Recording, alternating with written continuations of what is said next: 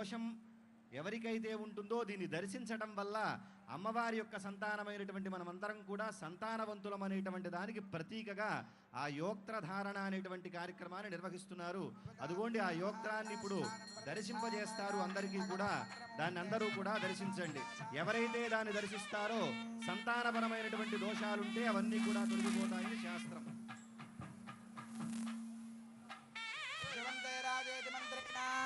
श्री सीता महालक्ष्मी देव्याः कटिस्थाने योक्त्रबन्धनं कृत्वा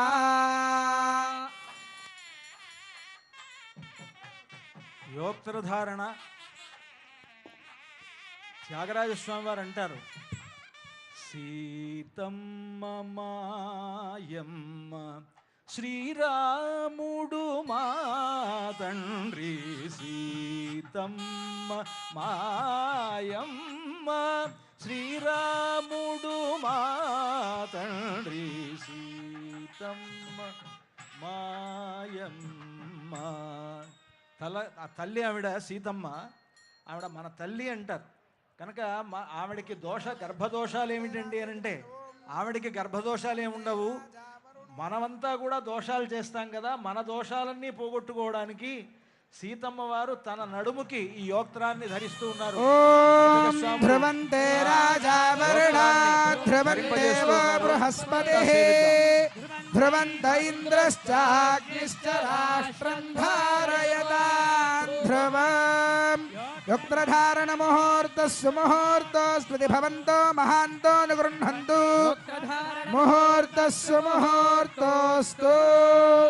జయ బోలో సీతా మహాలక్ష్మీ మయ్యా కీ. అమ్మవారికి ఏ విధంగా యోక్త్రధారణ జరుగుతుందో కళ్యాణోత్సవంలో, స్వామివారికి యజ్ఞోపవీత ధారణ కూడా ఇప్పుడు జరుగుతుంది. శ్రీ జగదాంపతే అనంతరాశ్రమ సిద్ధ్యర్థం ద్వితీయ యజ్ఞోపవీత ధారణం కుర్యాత్. ధారణార్థం అర్ఘ్యపాద్యాచమనీయాని దత్వా శ్రీరామచంద్ర పరబ్రహ్మణే నమః. ఇదమర్ఘ్యం సమర్పయామి, ఇదం పాద్యం సమర్పయామి, ఇదమాచమనీయం సమర్పయామి. ద్వితీయాశ్రమ సిద్ధి. ద్వితీయాశ్రమం అనంటే బ్రహ్మచర్యం నుండి గృహస్థు అవుతున్నాడు రామచంద్రమూర్తి. సీతమ్మ వారిని కళ్యాణం చేసుకొని ఆయన ఈనాటి నుండి ఆయన రెండో ఆశ్రమంలోకి, గృహస్థాశ్రమంలోకి ప్రవేశిస్తున్నాడు. అంతా యజ్ఞోపవీతాన్ని స్వామివారికి ధరింపజేస్తూ ముందుగా అర్చక స్వాములు మనకు ఆ యజ్ఞోపవీతాన్ని చూపిస్తూ ఉన్నారు. అంటే మన అందరికీ అలా చూపించడంలో ఉద్దేశం ఏమిటి అని అంటే, మన అందరం స్వామికి ధరింపజేస్తున్నట్లు అనమాట భావించమని. ఆ స్వామివారికి సేవించండి. ఓం తద్విష్ణోః పరమం పదగం సదా పశ్యంతి సూరయః చక్షురాతతం తద్విప్రాసో విపణ్యవో జాగృవాన్ సస్సమింధతే విష్ణోర్యత్పరమం పదం. అలంకారార్థం సువర్ణ యజ్ఞోపవీత ధారణం కుర్యాత్. యజ్ఞోపవీతం, మామూలు యజ్ఞోపవీతం ధరింపజేసిన తర్వాత బంగారు యజ్ఞోపవీతాన్ని స్వామివారికి ధరింపజేస్తున్నారు. అంతా సేవించుకోండి. అర్చక స్వాములు మీకు దర్శింపజేస్తున్నారు ఆ యజ్ఞోపవీతాన్ని. అంతా సేవిద్దాం. అలంకారార్థం సువర్ణ యజ్ఞోపవీత ధారణం కుర్యాత్.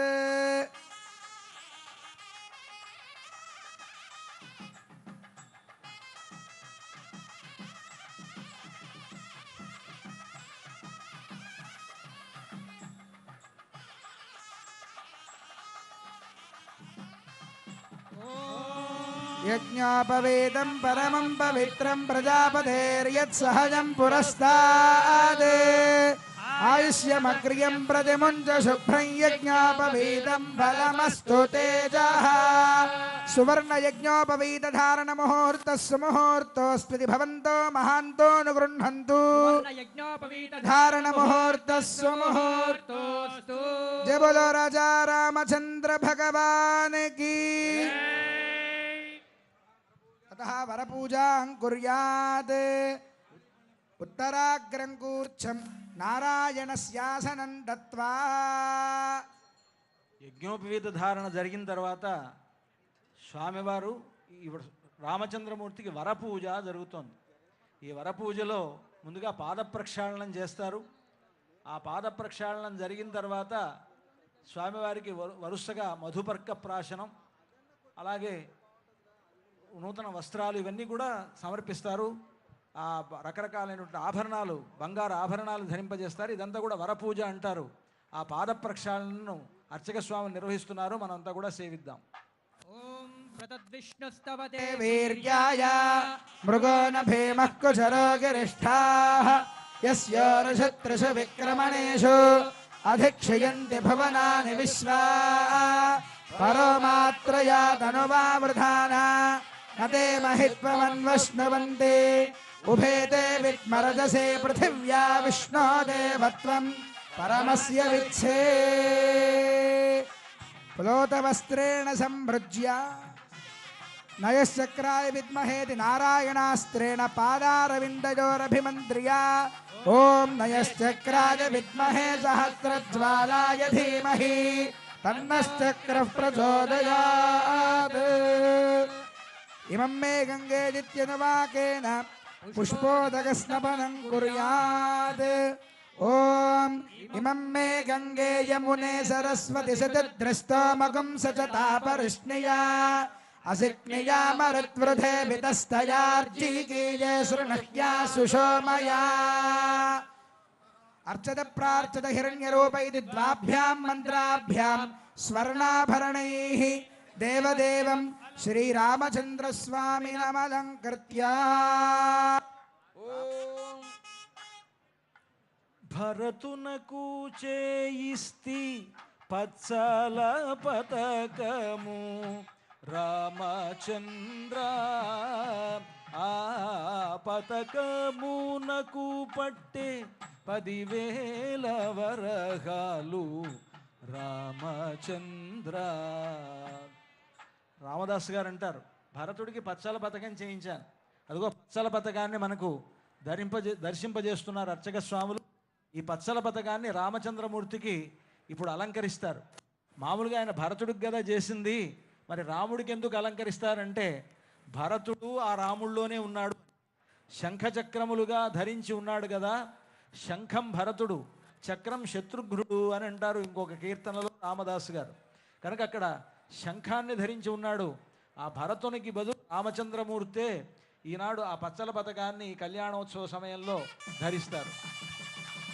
ఓం అర్చత ప్రార్చత ప్రియమేధాసో అర్చత అర్చంతు పుత్రకా ఉదపురన్న ధృష్ట్వర్చత అర్చత ప్రార్చత. జయ బోలో రామచంద్ర భగవానికి. తరువాత సీతమ్మకు చేయిస్తే చింతాకు పతకము అంటారు రామదాసు గారు. అదుగోండి అటువంటి చింతాకు పతకాన్ని అమ్మవారికి సమర్పించబోతూ ఉన్నారు. అలా సమర్పించబోతూ 4 దిక్కులా చూపించబోతున్నారు. దాన్ని దర్శించుకోండి.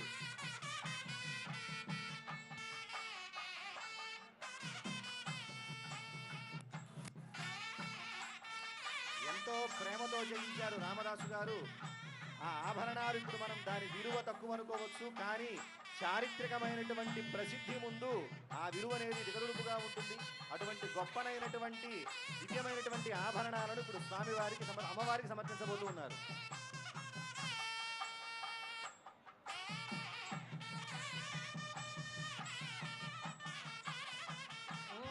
ఓం హిరణ్యరూపస్య హిరణ్యచంద్రగపాన్నపాత్సేదు హిరణ్యవర్ణః హిరణ్యయాత్పర్యోనేర్నిషద్యా హిరణ్యదాదద్యన్నమస్మై. జయ బోలో సీతా మహాలక్ష్మీ మయ్యాకి.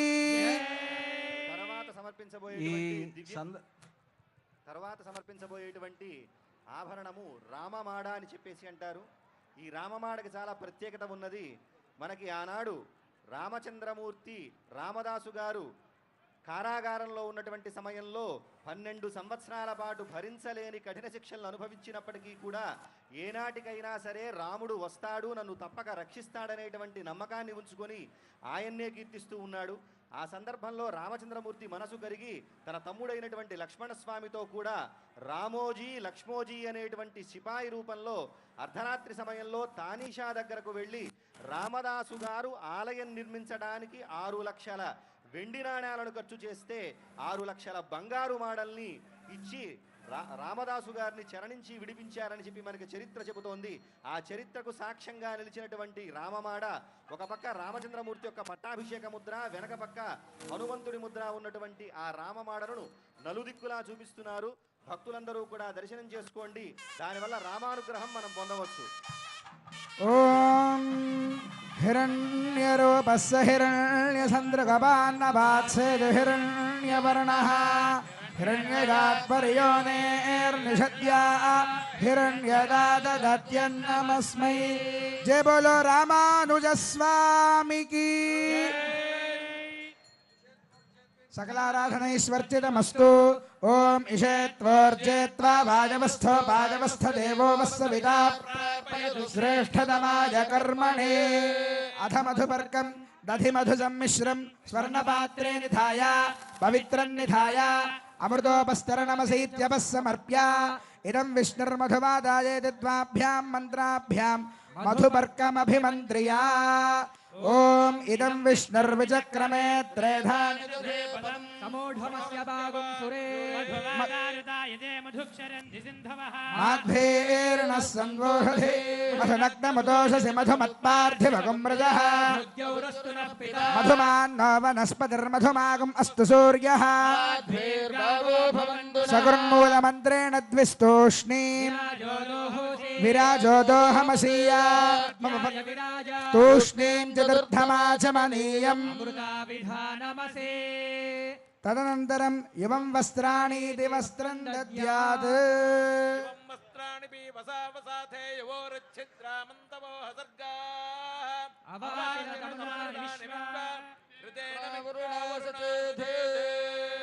కళ్యాణోత్సవంలో మధుపర్క ప్రాశన అనేటువంటిది వరపూజలో భాగంగానే మధుపర్కము అంటారు. మధుపర్కములు అంటే మనందరికీ వస్త్రాలు సమర్పించడం అనుకుంటాం, కానీ తేనె పెరుగు కలిసినటువంటి మిశ్రమాన్ని అమ్మవారికి స్వామివారికి ఆరగింపు చేస్తారు. విరాజో దోహోసి విరాజో దోహమసీయ అంటూ ఆ సీతారాములకు మధుపర్క ప్రాశనం అనేటువంటిది మంత్రపూర్వకంగా అర్చక స్వాములు నిర్వహించారు. ఈ మధుపర్క ప్రాశన అయిన తరువాత ఇక్కడ వస్త్రాలు సమర్పించడం అనేటువంటిది ఆచారం. కనుక మన వాళ్ళంతా కూడా ఏమనుకుంటారంటే మధుపర్కాలు అని అంటే వస్త్రాలకే మధుపర్కాలు అనేటువంటి పేరు పెట్టారు. పెళ్ళిళ్ళలో మధుపర్కము అని అంటే పెరుగు తేనె కలిసినటువంటి మిశ్రమం. కానీ మనం పెళ్ళిళ్ళలో ఏం చేస్తారు, మధుపర్కాలు ఇచ్చారా అంటారు. అది మధుపర్కాలు ఇవ్వడం అంటే ఏమిటంటే మధుపర్కాలకు ఇచ్చేటప్పుడు ఇచ్చేటువంటి వస్త్రాలు అని అర్థం. ఆ తేనె పెరుగు కలిసినటువంటి ఆ మధుపర్కాన్ని ఇచ్చిన తర్వాత వస్త్రాలు సమర్పించడం సంప్రదాయం కనుక ఆ వస్త్రాలకి మధుపర్క వస్త్రాలు అనేటువంటి పేరు వచ్చాయి.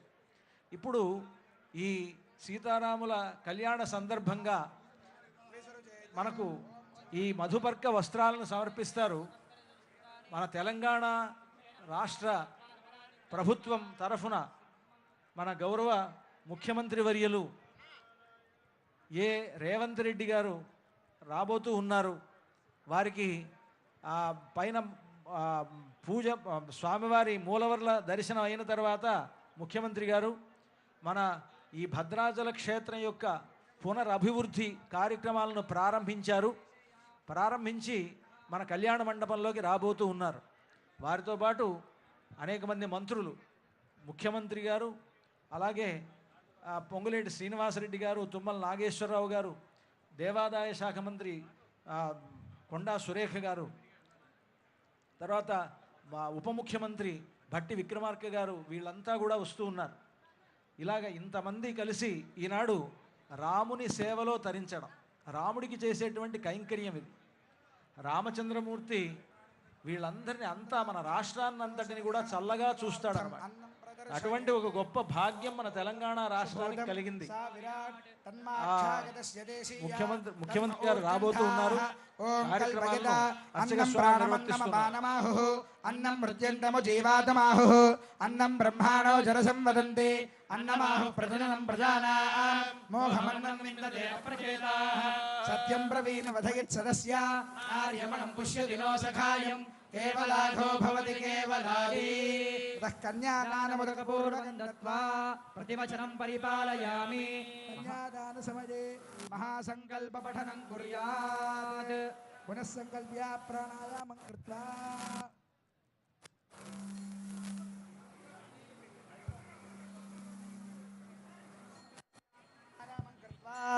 ఓం ఓం ఓం శ్రీమదఖిలాండకోటి బ్రహ్మాండ నాయకస్య దేవ సీతా లక్ష్మణ సమేత శ్రీరామచంద్ర స్వామినః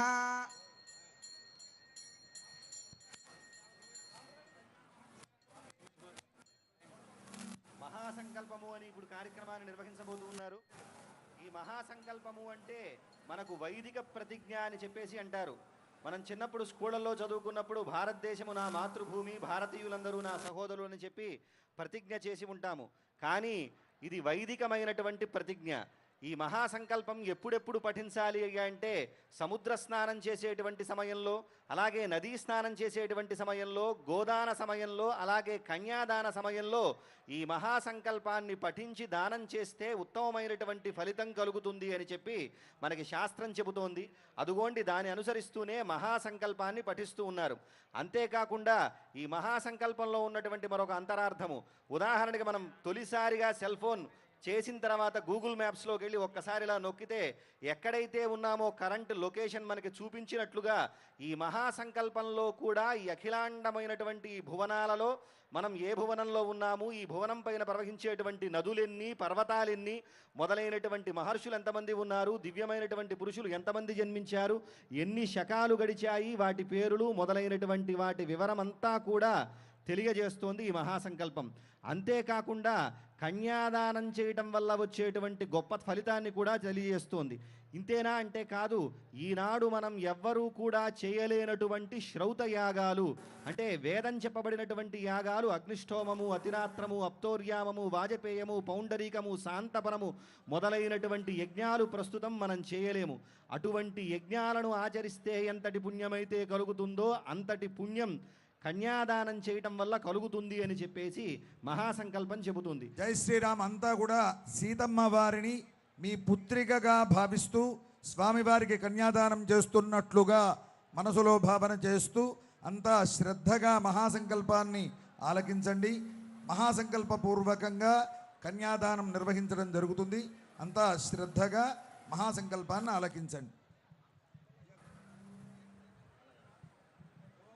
ఓం శ్రీమదచింత్యానంత సంతన్యమాన అనివార్య వీర్యస్య లోక పరిపాలన పరాయణస్య భగవతో నారాయణస్య రాజలౌఘ మధ్యే పరిభ్రమాయమానానాం కోటి బ్రహ్మాండానాం ఏకతమే వ్యక్తావ్యక్తమహదహంకార పృథివ్యప్తేజో వాయురాకాశాద్యావరణైరావృతే అస్మిన్ మహది బ్రహ్మాండ ఖండ మండలే ఆధారశక్తి కూర్మానంతాద్యష్టదిగ్గజో పరిప్రతిష్ఠితస్య అతల వితల సుతల తలాతల రసాతల మహాతల సప్తపాతాళాది లోకానామూర్ధ్వ భాగే భూర్లోక భవర్లోక శువర్లోక మహర్లోక జనోలోక తపోలోక సత్యలోకాఖ్య షల్లోకానామథో భాగే అనేక ఫణిరాజశేషస్య సహస్రఫణామణిమండల మండితే ఖండే షుండాదండోత్తంభితే లోకాలోకాచలబలయుతే సురా సర్పిర్దక్షేణ స్వాదోదకార్ణవ పరివృత జంబో ప్లక్ష కుతక్రౌంచ శాఖజాల్మలే పుష్కరాఖ్య సప్తద్వేపదేపతే ఇంద్రకశేరుతామ్రకభస్తి గంధర్వనాగ సౌమ్యవారణ భరతఖండాఖ్య నవఖండాత్మకే కారణ్య చంపకారణ్య బదరికారణ్య దేవికారణ్య కామికారణ్య కదలికారణ్య నైమిషారణ్య నహుషారణ్య జంబుకారణ్య సఖ్యారణ్యేతే